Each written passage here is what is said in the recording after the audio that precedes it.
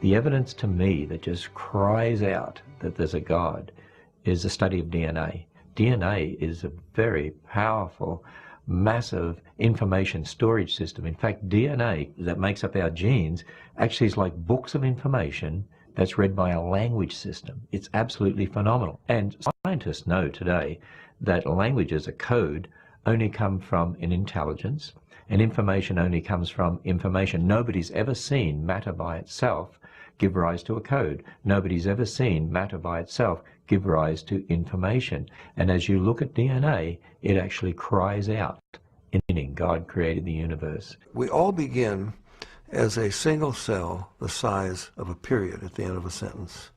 How does that cell know how to build a body with 100 trillion cells in it, thousands of different kinds, and each one of them is so complex, nanochemical machinery beyond our comprehension how it works, and encoded is the instruction manual. It's the manufacturer's manual how to build and operate every part of this incredible body made up of 100 trillion cells. Furthermore, DNA is a three-dimensional molecule that is self-replicating. Each molecule is able to make an identical copy quickly and efficiently. The Lord has even programmed DNA to detect and correct replication errors. These sophisticated capabilities far exceed man's means. God has created the DNA molecule in such a way that it is self-correcting. There are special proteins called enzymes that go up and down the DNA molecule looking for and making repairs on a minute-by-minute, second-by-second basis.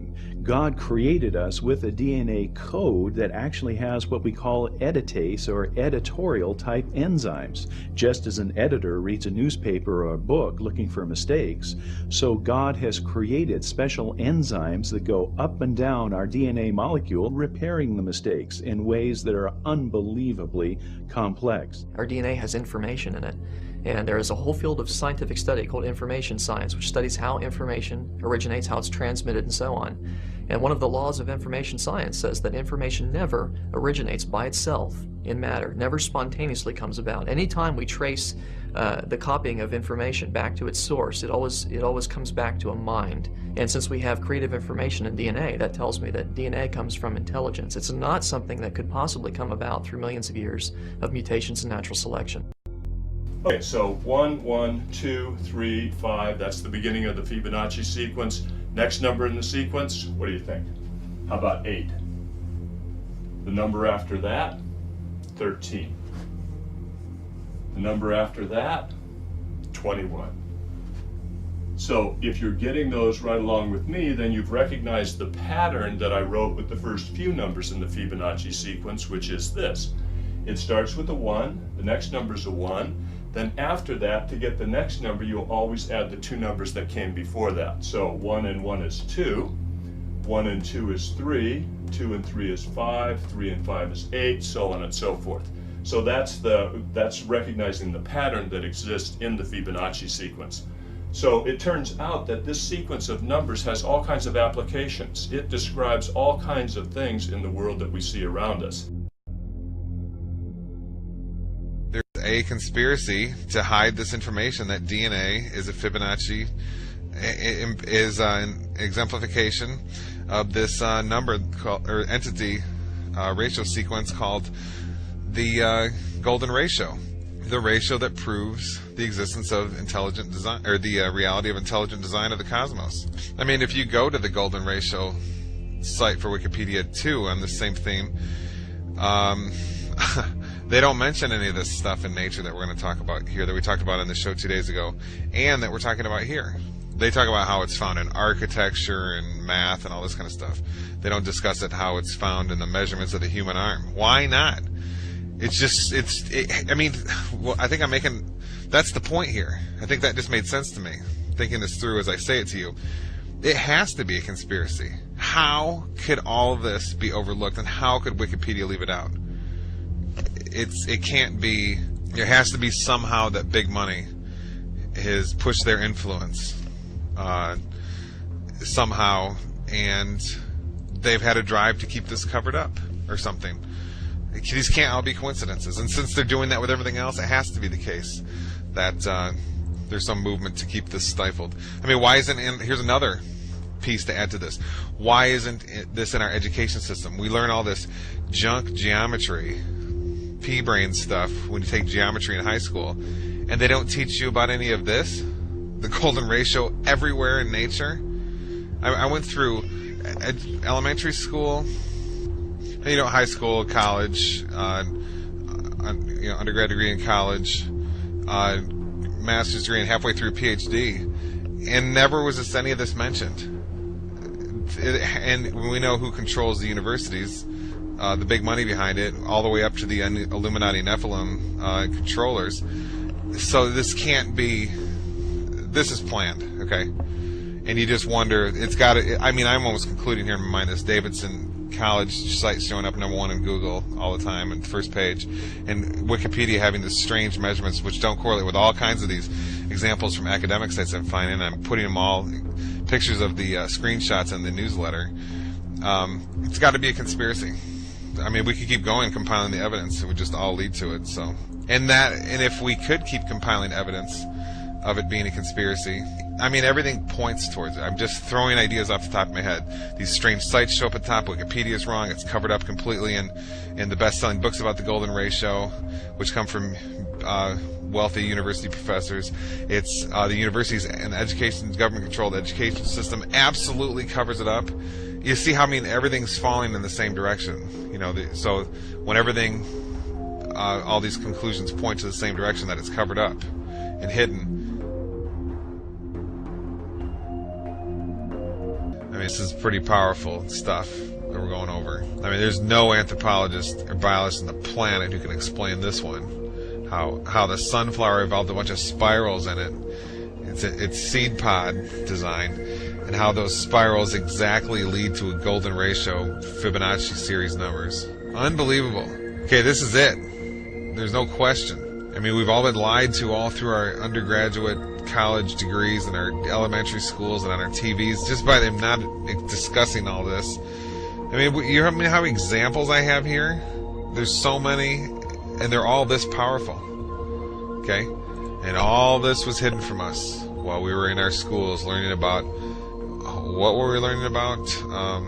Plate tectonics theory. I mean, it's pretty sad case. Now there are some mathematical miracles of the Quran. Throughout all the Quran, if you count some specific words, you will come across to very meaningful results. I would like to give you some examples. For instance, if you count the word punishment in the Holy Quran, throughout the whole Quran it is repeated some 117 times. Whereas the word forgive is repeated some 234 times inside the whole Quran. 234. If you multiply 117 by 2, you're going to have 234. It is very meaningful. Why? Because Quranic morality, Allah recommends, Allah orders believers, Allah orders Muslims to forgive rather than punishing. It is very meaningful. Moreover, Allah orders to our Prophet, say. It is repeated some 332 times. And the response, they said, it is again equally repeated some 332 times. The words world and hereafter, they are repeated 115 times equally. Devil and angel, those two words are equally repeated some 88 times. Now, heaven and hell, those two words are equally repeated 77 times. Zakah is an Arabic word. Its translation is donation. The financial donation that a Muslim is supposed to give to poor. And it is repeated 32 times. And the barakah, the blessing that comes out of giving a donation to a poor, it is repeated 32 times. It is equally repeated. It is very meaningful again. Now, summer hot and winter cold. those words are equally repeated 5 times. And richness and poverty, those 2 words, it is very interesting. Richness is repeated 26 times, whereas the poverty is half of 26, which is 13. And woman and man, those are repeated equally 23 times. Well, do you know any idea what those numbers represents?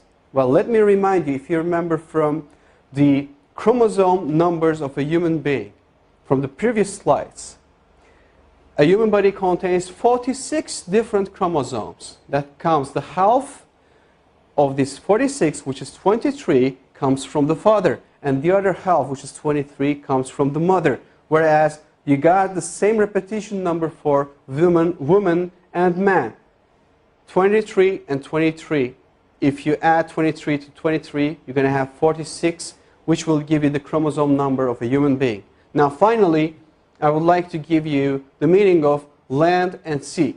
Land is repeated 13 times, whereas the word sea repeated 32 times. Well, at first sight, it doesn't seem to be very meaningful. However, if you do a simple math, you're going to have 13. If you add 32, you're going to have 45 as for the result. And the percentages, if you divide 13 to 45, you're going to have 28.88%. And 32 to 45, as for the word sea, you're going to have 71.11%. Now, do you have any idea what those percentages represent? Well, I'll tell you, those numbers will give you all the lands all over the world on the earth occupies 28.88% of the whole earth. And all the seas, oceans, rivers, all the water occupies 71.11% of the whole earth. Now again, these repetition numbers are very meaningful, and it clearly represents us and gives us good scientific evidences that the Holy Quran is word of Allah. And it cannot be, definitely can't be a scripture of a man. This is not possible. So, for more information, I would highly recommend you to visit harunyahya.com. And in harunyahya.com, you will see that all the information about the miracles of the Quran, of course, since we are limited of time, we could just put here like 20, 30 of them. However, if you visit and read the miracles of the Quran, the word miracles of the book Miracles of the Quran from Harun Yahya, you will see that there are more than 120, 130 different scientific evidences for the miracles of the Quran. And all those informations are free to download, free to duplicate, free to distribute, and for your use for the cause of Islam. Thank you very much for listening.